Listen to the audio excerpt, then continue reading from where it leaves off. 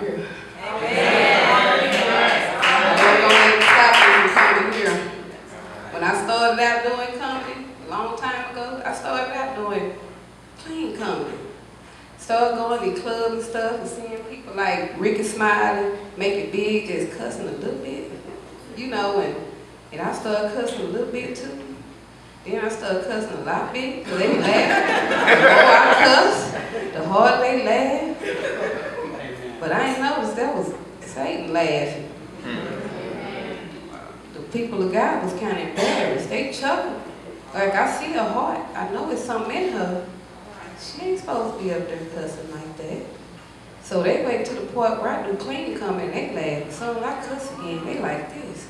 Now I know your mama taught you better than that. But Satan was all over the club just rolling on the floor laughing. So guess what I saw?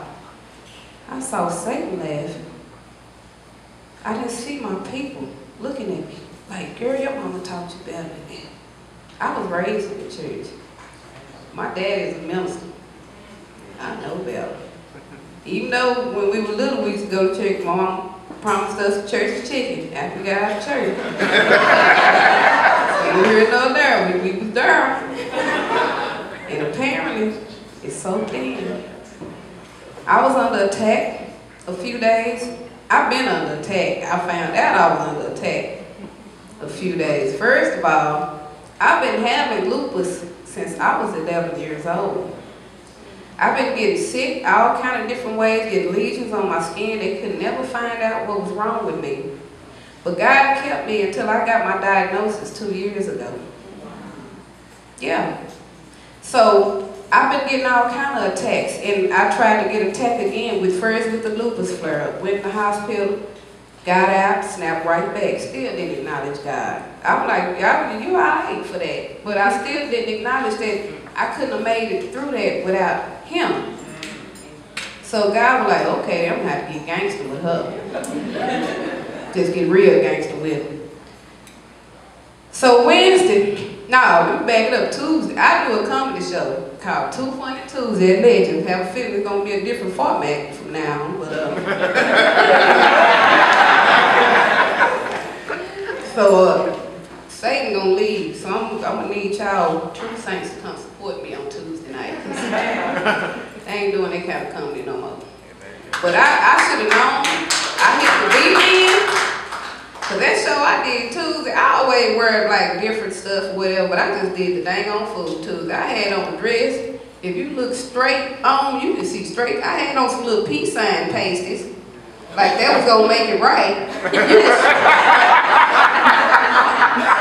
You can see my drawers, but I put a little peace sign pasty like this there, like you think you see it, but you don't see it. Man, I cussed that whole night. I was cussing the audience. I called them MFers. And my boyfriend was like, that ain't like you. He said, you ain't never went off like that. What's going on with you? I said, I don't know, I just feel funny. But I felt funny, because I was suffering a chemical imbalance. Because I'm on some medication that I had ran out my medication. I was going through withdrawal from it. So that Wednesday, when I still didn't think, I was going to post them pictures on Facebook. I'm like, oh, you can really see the peace sign on that one. I'm going to put that one on Facebook. Every time I tried to load it, I kept getting dizzy. My head started spinning. And I leaned over the first time, and I threw up in the shot all the way across the room. And I was like, okay, that was them 2 shots of Patron I had.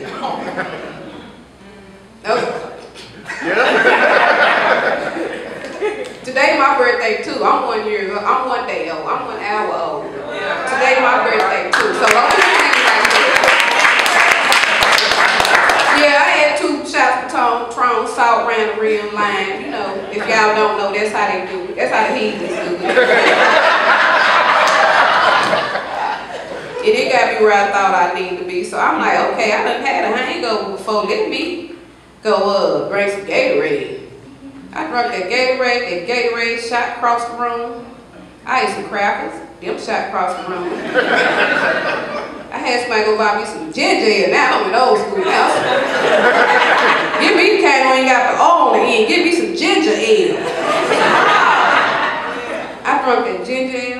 shot across the room. And my body started hurt all over. My whole body, my body was hurting so bad, I was trembling, I couldn't even hardly make it to the bathroom. I was sitting in there on the toilet still throwing up. I had to get to another location. I had to tow the living room up. And I was sitting on the toilet and Satan started saying, you know what? Since you got lupus, you ain't gonna never be able to do nothing anyway. You might as well go and kill yourself. And in my mind, God still fighting for me because I wasn't raised like that. I'm like a little kid. Because you kill yourself, you go to hell. Well, I can't stay in the same blood. I'm like, what if I cut this one wrist? Who gonna cut the other? I be done passed out. I see that little drop right there. It's over with. So Satan was like, okay, why don't you find a way to kill yourself where it won't nobody know you committed suicide? Because I got kids. I got grown kids. I know ain't no grown, got no big with all these colors on them. But my kids are 20 and 21. I ain't gonna tell you how old I am. Just don't worry, don't even try to start doing the math. Stay with me while spirit is in the room.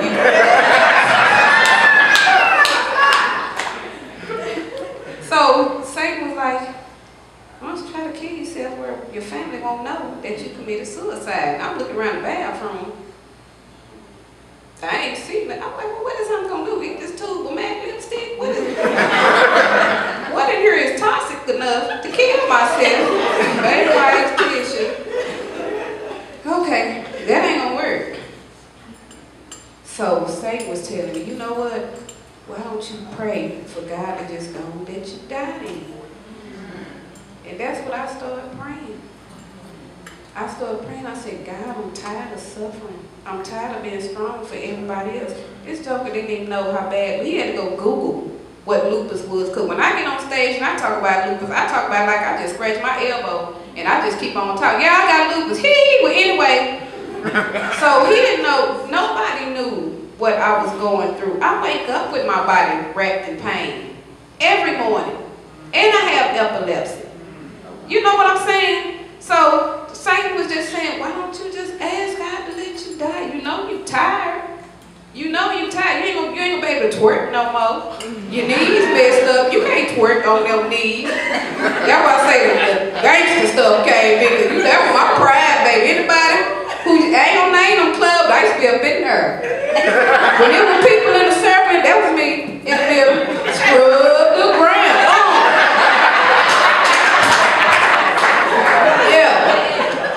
Scrub the ground, for real, and jump back up like it wasn't nothing, and Tootsie Roll with one leg. What? Wearing my B&B 357 get loose one time tights. So he started messing with my pride then. Ain't nobody gonna hire you to do comedy and you sick. Because you know what happened? Something that just really hurt my feelings. I just got off a tour with Ricky Smiley. And he cool. He cooler than a fan. But you know why I ain't touring with Ricky Smiley and ain't up on him and I'm not on his new TV show? Well, this is what Satan was telling me. You too sick. You a risk. He can't have you with him like that. So I'm like, you sure right. And then I just really started crying because I started thinking about all the stuff that I wanted to do that I ain't gonna be able to do no more. And the more I thought about it, the more it sounded like a good idea to start praying for God to just go take me. But it don't work like that. You know how when you drop your kids off at their grandparents' house and they call you, mama come get me? You like, no, you gonna stay there. Don't call me no more. Put your friend on the phone. Who gave them the phone? God was like, no, don't do that. I got to the phone, called my mom. Now, my pride is so, you don't even understand. I've been dealing with pain and stuff since I was 11, and I grew up with 3 boys, so I was taught to be strong, suck it up, dust that off. So if I get up walking like a newborn baby horse with my knees, now, mom, what's wrong with you? Get up, you done peed in the bed. I ain't gonna whoop me, and she done whoop my knees straight. So I've always been a fighter.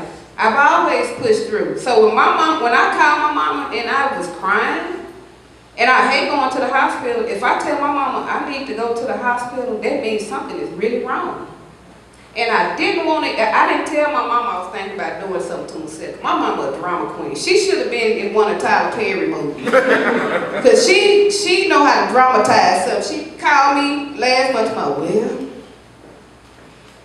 we done had a death. I said, Mama, who died? You know, Donna Summers done died.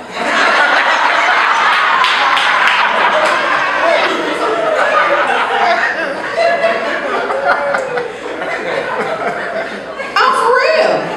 Just dramatizing stuff. She told me, my cousin is the lead singer of Sly and Family Stone, Sylvester Stewart. That's my real cousin. Why she told me that he was living in his van, he was broke, he was about to kill himself, and I watched my song, I said, this cat looking all right besides that toe up mohawk he had. Other than that, he all right. So I didn't want to tell my mama how I was feeling.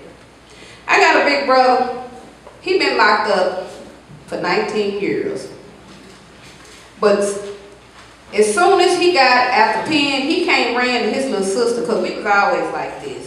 Because I thought I was a boy too. I was waiting for my thing to grow with them. I didn't know no better. I was standing up there to my mom, why my thing ain't growing? Thought I was a boy too. So we was just taking, I'm talking about wrestling with the shirt off wrestling. You know. I'm just telling the truth. So my brother came over and kicked my door in like the fire department. You owe me $50, by the way, Kenny. And he came and got me. He's an ordained minister now. He got ordained while he was locked up. He ain't no penitentiary minister either. This cat he really gave me, shoot, when you locked up for 19 years, you really can't get like nobody else except for Bubba. He ain't want to give it to Bubba, because my brother kind of big himself.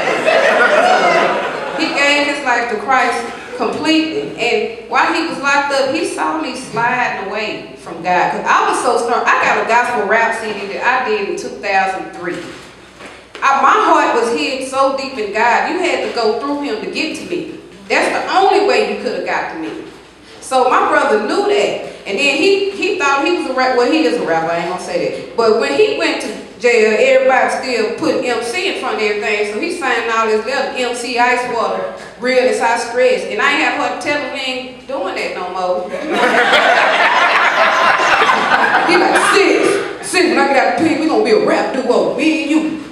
I'm like, man, you done got too old to bounce around on stage and stuff. But I just let him keep the faith. I never told him how far I was sliding back. I just let him think I was still right there in 2003. But when he got out, he saw a change in me. And he never said nothing to me. But that joker got to praying on me. Real long prayers. I'm talking about, I dozed off on him one time and woke back up. He was there, and he just not saying the name, my name, Jesus, amen. I was like, amen. So he knew what I was going through, because he had been praying for me. So when I told my brother, I said, bro, I need to go talk to somebody because I'm thinking about doing something to myself. And this joker threw me in a car with my little dog, Black Keisha, the terrorist, hold Black Keisha up. I've been having this dog for a long time. Anytime he think I'm hurting, he give me Black Keisha to hold. That's why, let me tell you something funny. He had put Black Keisha in the car because I was hurt. And when I got out and realized I was still holding Black Keisha, I said, man, I still got Black Keisha. But Black Keisha here too. Whatever. All right, whatever. And then he rushed me to the emergency room, but he actually took me to children because last time he was here, the emergency room back there with children. So here I am with all these colors on. So I want my mama. Hold on, Black Keisha. Let me show you how I hold Black Keisha. I want my mama. I want my mama. They was like, how old is she? But they took me in children, and it was a blessing because they sent me over to St. Paul. And you know, they send chaplains every hour on the hour up there at St. Paul Hospital. So I got up there and I still didn't realize what God was doing to me. He had to let me hit rock bottom. Because all this time cause see what had happened, I had found me a good man. Oh, my man is a good man to me. Never cheat on me. Whatever I need him to do, he there. But this time he couldn't even be there for me. He didn't even know what to do. So I had stopped going to church really, because I figured, you know, I had been going to church praying for a man, and I had got me one, so I want to get out somebody else's way. So.